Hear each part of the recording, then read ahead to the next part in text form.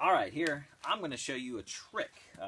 This is what I do with cubes the next season. So what I've got here is an old tomato plant. So what I'm going to do, this tomato plant was perfectly healthy when I cut it down at the end of the season. So I know there's no disease in here. So if I know I can grow another tomato in here fine without having any problems. So the way I do it, you don't want to take all the soil out. This is good. You've been putting mycorrhiza in there. You've got a living soil right here. But it's hard to plant. You can't get a plant in with the old roots and stuff. What I do, I take a knife and I just cut around. Break those roots up. You're leaving most of the roots in the pot, but I'm just getting this little center part so I can actually put a plant in there. And this knife's got a little serration if some of the roots are big. This is a big old tomato plant last year. So what I'm doing, pulling it out now. Look at that root. Look at this beautiful root mass. No circling. Good thick. Look at that root. Wow. All right. I'm going to knock off the excess soil. What I'm going to do, dig out this hole a little bit.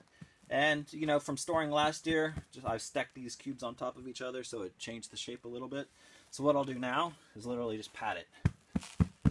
You know, give it a good square shape again. All those roots and soil in there are going to lock its shape together. Looks pretty good. All right, dig a little hole.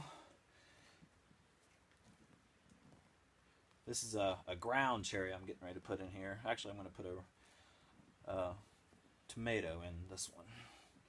And I'm going to use, all right, that looks like a deep enough hole. Look at all the roots. Look at this, it's beautiful. Mycorrhiza's colonized these roots. We're leaving them in.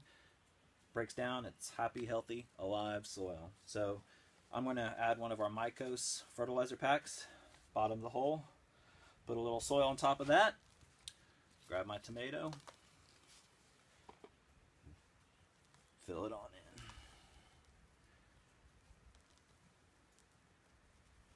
Perfect. Water it in.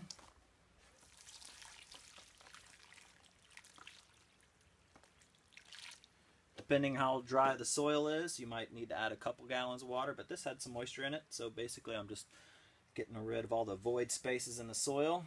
Lift those leaves up out of there. And this is done. Ready for another year of harvest.